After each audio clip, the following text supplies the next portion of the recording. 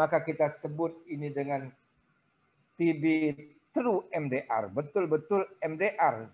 Maka kita lanjutkan pengobatan TB resisten obatnya. Tapi bisa saja nanti setelah dilakukan line probe assay, ada salah satu obat lini kedua yang penting, misalnya quinolone, dia resisten, maka obat ini pada pasien ini kita sebut dengan TB pre-XDR, extensive drug resistant. Nah, kalau dia kebal dengan 2 obat atau 3 obat yang sangat baik untuk TB resisten obat, maka pasien ini dikatakan TB XDR, extensive drug resistant. Nah, ini algoritma ini sangat sederhana, tapi disinilah kunci daripada algoritma kita untuk menata laksana TB, di mana posisi pasien kita dan apa yang harus dilakukan. Kok macet ya?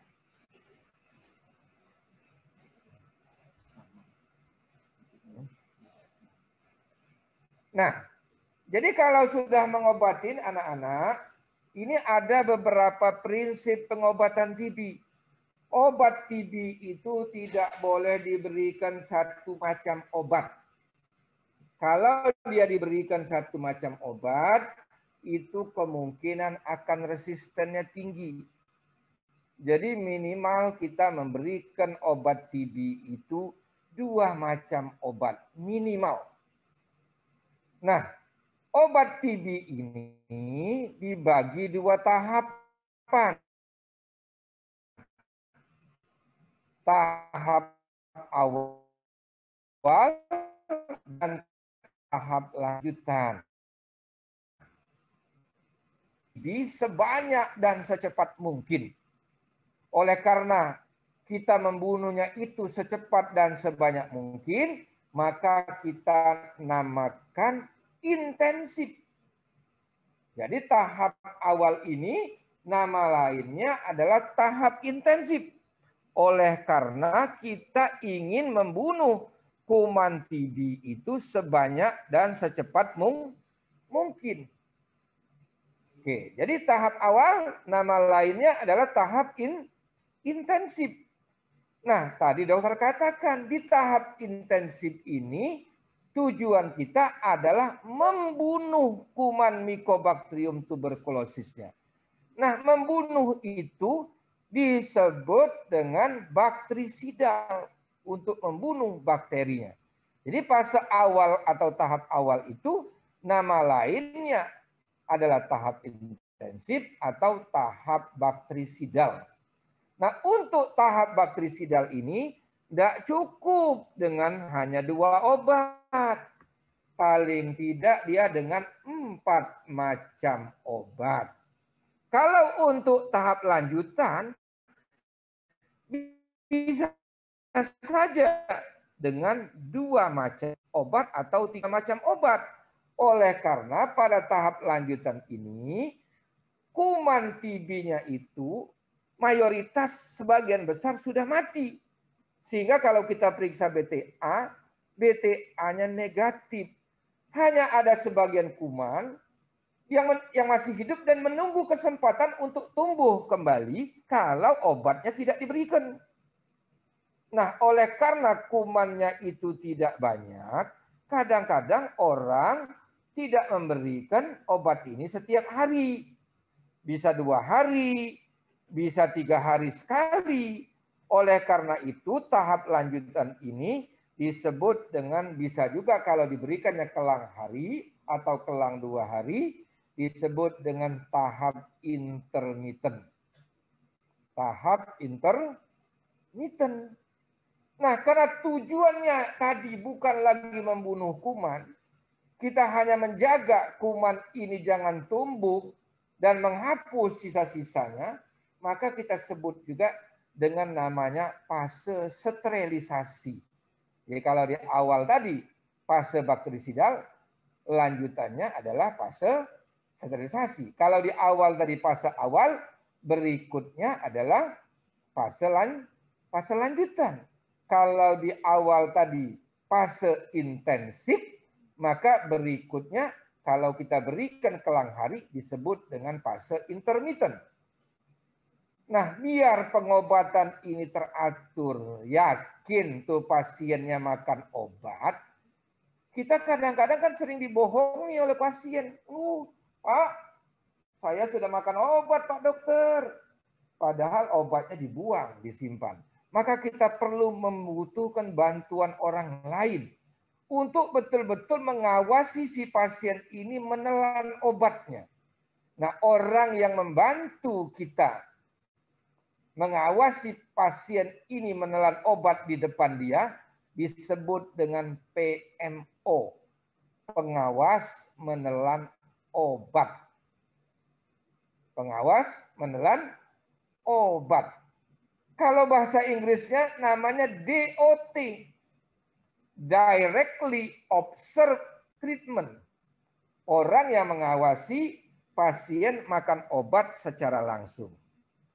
Nah, ini anak-anak sekalian, jadi seperti dokter jelaskan tadi, prinsip pengobatan TB itu tahap awal diberikan setiap hari, tujuannya untuk membunuh kuman sebanyak mungkin, bakterisidal intensif, sehingga kuman TB-nya itu hampir tidak ada lagi yang kita lihat dengan BTA negatif. Perubahan dari adanya BTA yang positif menjadi BTA yang negatif, istilah lainnya adalah konversi. Nah, ini tahap lanjutan, sudah dokter ceritakan, bisa setiap hari, bisa intermittent. Tadi dokter bilang, guideline itu WHO tahun 2017, yang cukup baik, itu diberikan setiap hari, tujuannya adalah membunuh, mensterilisasi sisa-sisanya. Nah, untuk OAT lini pertama, saat ini yang ada di puskesmas atau fasilitas-fasilitas kesehatan yang menyiapkan obat gratis, ada dua bentuk. Ada kategori 1, ada kategori 2. Kategori 1 itu terdiri atas 2 RHZE, 4 R3H3. Kategori 2 yang ada 2 RHZES, 1 RHZE, 5 R3H3E3. Apa pula itu? 2 RHZE maksudnya 2 bulan diberikan rifampicin R, diberikan isoniazid H, diberikan pirazinamid Z, diberikan etambutol setiap hari. Inilah fase intensif. Jadi fase intensif 2 bulan rifampicin, isoniazid, pirazinamid, etambutol yang diberikan setiap hari. Nah, pada fase lanjutan diberikan 4 R3H3. Artinya apa itu? 4 bulan. 4 bulan diberikan rifampicin dan isoniazid 3 kali seminggu. 3 kali seminggu. Jadi R3H3 itu artinya diberikan 3 kali seminggu. 4 adalah 4 bulan. Oke, untuk kategori 2 diberikan kepada orang yang pernah mendapatkan TB sebelumnya. Diberikan apa? 2 bulan rifampicin, isoniazid, pirazinamid, etambutol, streptomycin setiap hari. Dilanjutkan 1 bulan isoniazid, rifampicin, pirazinamid, dan etambutol. Jadi 2 bulan dan 1 bulan. Nah, 2 tambah 1, 3 bulan. Inilah yang disebut dengan fase awal untuk kategori 2. Fase intensif untuk kategori 2, fase bakterisidal untuk kategori 2, 3 bulan. Untuk kategori 1 cukup 2 bulan. Nah, kita lihat apalah perbedaannya lagi kategori 2. Kategori 2, fase lanjutannya, fase sterilisasinya 5 bulan. Kalau kategori 1 tadi, fase lanjutannya hanya 4 bulan dan 2 macam obat. Tapi kategori 2, 5 bulan dan 3 macam obat. Apa itu? Isoniazid, rifampicin, dan etambutol yang diberikan 3 kali seminggu. Jadi total pengobatan kategori 1 6 bulan, kategori 2 8 bulan. Kategori 1 fase intensifnya 2 bulan, fase lanjutannya 4 bulan, kategori 2 fase intensifnya 3 bulan, fase lanjutannya 5 bulan. Nah ini tabel ini anak-anak sekalian, ini obat-obat ini diberikan dalam peak dose combination namanya. Jadi 4 macam obat, rifampicin, isoniazid, etambutol itu dijadikan dalam satu sediaan dengan dosis yang sudah mantap. Inilah yang disebut dengan peak dose combination. Sediaan beberapa obat dalam satu kemasan dengan dosis yang mantap. Kalau obatnya itu terdiri atas 4 macam obat, kita sebut dengan 4 FDC. 4 peak dose combination. Kalau bahasa Indonesianya KDT, bukan kekerasan dalam rumah tangga, tapi kombinasi dosis tetap. Kalau dia kombinasi dari 2 obat yang dibikin dalam satu kemasan, maka dia disebut dengan 2 FDC atau 2 KDT. Nah, kita lihat pengelompokan berat badan ini untuk pengobatan TB dibagi atas 4 kelompok. Yang pertama di bawah 37 kilo. Yang kedua di atas 37 kilo sampai 54 kilo. Yang ketiga di atas 54 kilo sampai 70 kilo. Yang kelima berikutnya, yang keempat di atas 70 kilo. Ini untuk menentukan jumlah tablet atau jumlah kaplet yang dimakan. Kalau berat badan orang tersebut di atas 70 kilo, maka kita memberikan 5 kaplet 4 FDC-nya. Kalau berat badannya di atas 54 sampai 70, kita memberikan 4 kaplet. Kalau berat badannya di atas 37 sampai 54, kita memberikan 3 kaplet. Kalau berat badannya di bawah 37 kilo, kita memberikan 2 kaplet. Sama juga dengan 2 FDC. 2 FDC itu isinya adalah rifampicin 150 dan isoniazid 150 mg. Kita berikan 3 kali seminggu untuk 4 bulan. 4 bulan, 1 bulan, 4 minggu. Jadi 4 bulan, 4 kali 4 minggu. 16 minggu. Tapi sudah diberikan tablet 2 FDC. Kalau 4 FDC bentuknya kaplet. 2 FDC bentuknya tablet. Nah, bagaimana yang kategori 2? Anak-anak bisa lihat. Kategori 2 itu fase intensif di 2 bulan pertama, 5 macam obat. 1 bulan ketiga, 4 macam obat. Nah, yang 4 macam obat sediaannya sama dengan 4 FDC. Tapi yang 5 macam obat ada streptomycin. Streptomycin ini tambahan di luar 4 FDC. Jadi dosisnya untuk 4 FDC-nya sama dengan berat badan di sebelah. Namun untuk streptomycin karena di kategori 1 tidak ada, maka kita lihat di kategori 2 ini apa.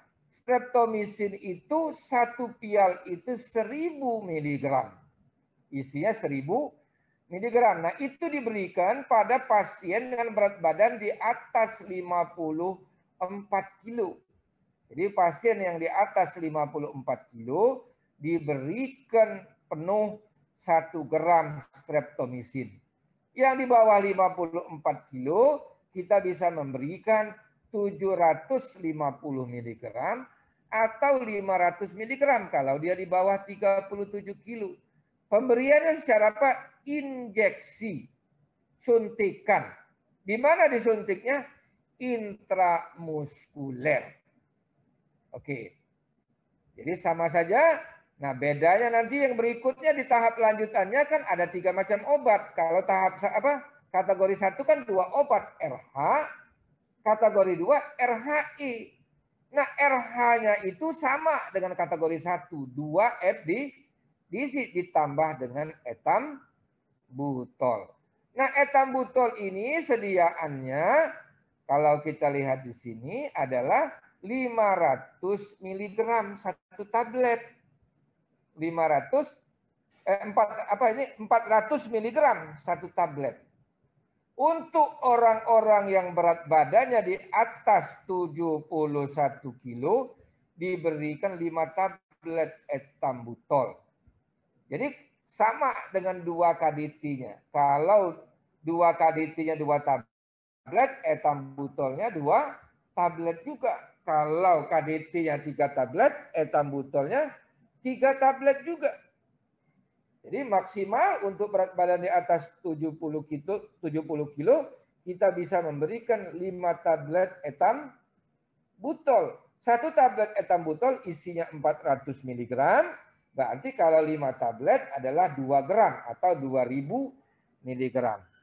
Oke, dokter lanjutkan sedikit lagi.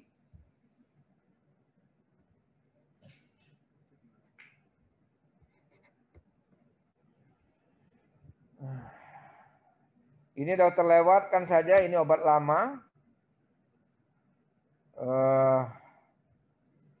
Nah, ini adalah, jadi setelah memberikan pengobatan,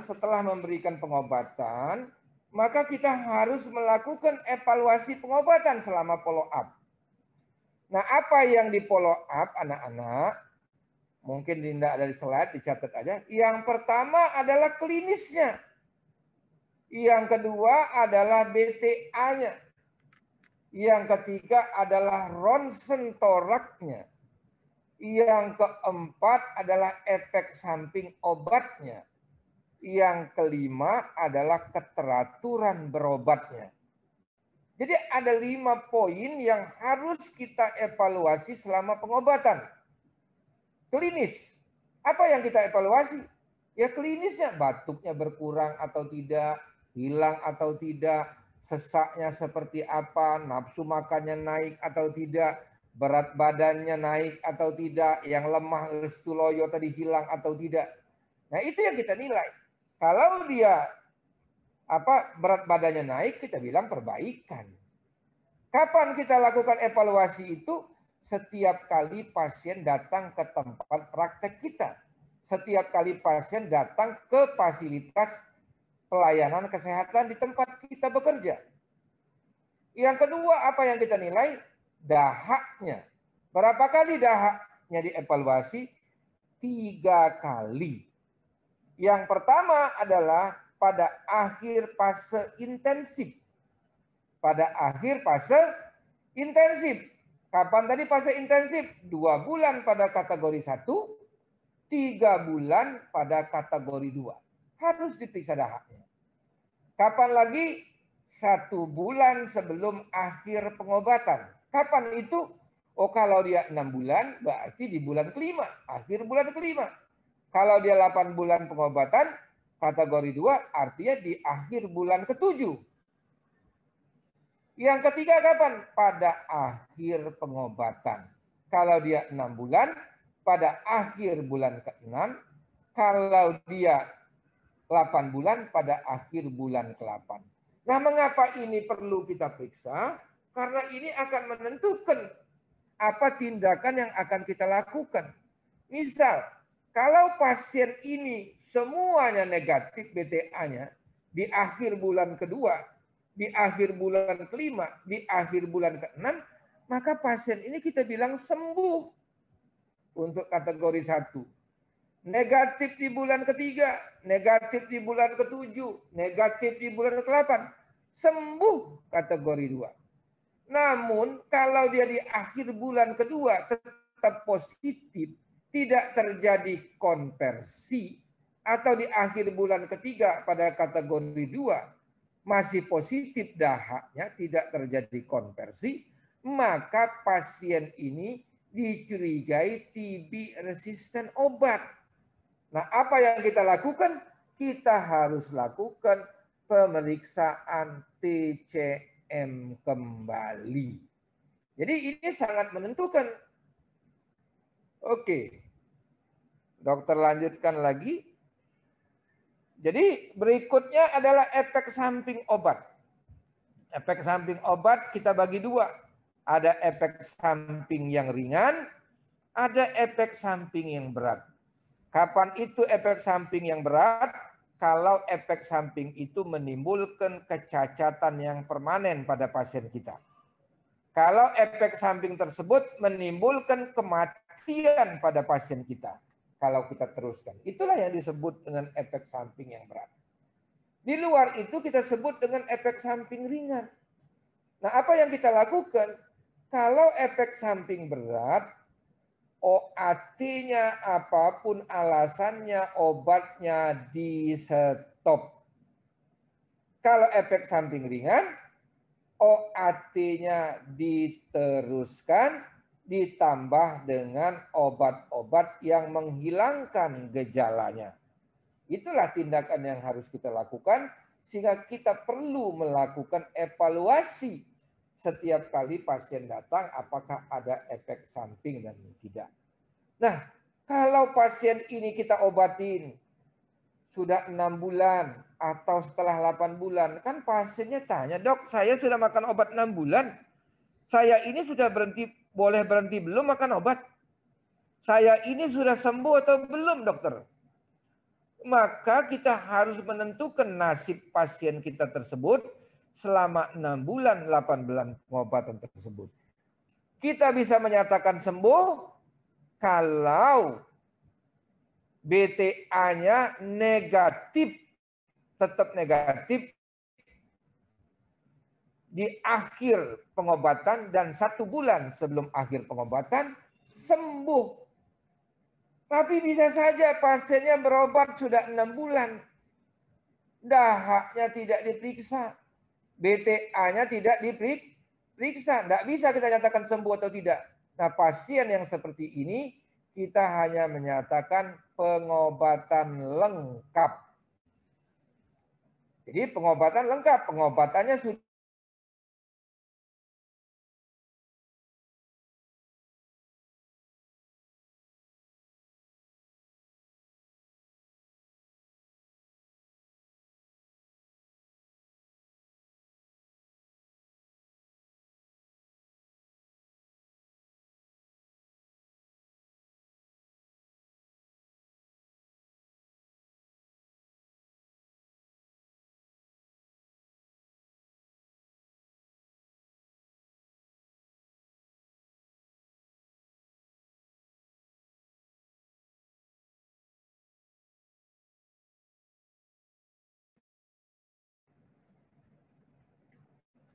Oke, dokter lanjutkan. Koneksi terganggu. Jelas suara dokter? Masih terdengar suara dokter? Bagaimana anak-anak? Suara dokter terdengar? Terdengar, dokter. Oke, tadi koneksinya putus sebentar. Dokter lanjutkan sedikit lagi.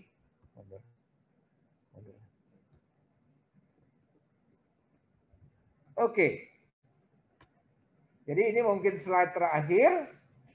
Nah, kalau pasien itu meninggal selama pengobatan oleh karena sebab apapun, baik terkait dengan penyakit TB-nya atau tidak terkait dengan penyakit TB-nya. Misalnya apa? Oh, dia meninggal oleh karena kecelakaan, tabrakan. Maka tetap dicatat sebagai meninggal oleh karena TB-nya. Ini kebijakan. Jadi meninggal oleh karena sebab apapun di dalam 6 bulan itu dianggap meninggal. Nah, kemudian orang ini bisa dikatakan putus berobat. Bila orang ini sudah berobat ke kita lebih dari 1 bulan. Dia makan obatnya lebih dari satu bulan, terus gak muncul-muncul 2 bulan atau lebih. Ini disebut dengan lost to follow up. Nama lainnya apa? De Paul. De Paul. Orangnya disebut dengan De Paulter. Jadi lost to follow up, De Paul sama saja. Nah, kalau nama yang lebih umum namanya drop out. Tapi drop out itu bisa saja orangnya baru makan obat 2 minggu, terus tidak muncul-muncul. Itu drop out. Jadi De Paul atau lost to follow up ini adalah bagian daripada drop out yang lebih spesifik. Mengapa disebut yang lebih spesifik? Karena dia punya resiko untuk resisten terhadap OAT. Karena apa? Dia memakan obat TB lebih dari 1 bulan. Obat TB itu kalau dimakan lebih dari 1 bulan, resiko untuk resistennya tinggi. Tapi kalau dia dimakan kurang dari 1 bulan, resiko resistennya rendah. Sehingga orang yang berhenti makan obat sebelum 1 bulan, kadang-kadang kita tidak perlu melakukan pemeriksaan kembali, kita cukup melanjutkan pengobatannya saja. Karena itulah disebut dengan kasus baru. Nah, kemudian pasien ini pindah ke tempat lain. Pasien ini pindah ke tempat lain selama pengobatan, bukan di tempat kita lagi. Misalnya kita ngobatin di Palembang, terus dia pindah ke Jambi, diobati oleh dokter Jambi. Itu namanya transfer out, ditransfer keluar. Jadi anak-anak, dokter pikir mungkin cukup ya kuliah dokter hari ini. Ini kita khusus untuk TB sensitif obat. Nanti untuk pengetahuan boleh saja ada namanya TB resisten obat. Tapi untuk hari ini cukup sampai di sini. Silakan kalau ada yang ingin bertanya, kita masih punya waktu. Silakan, barang 1-2 pertanyaan. Silakan kalau ada.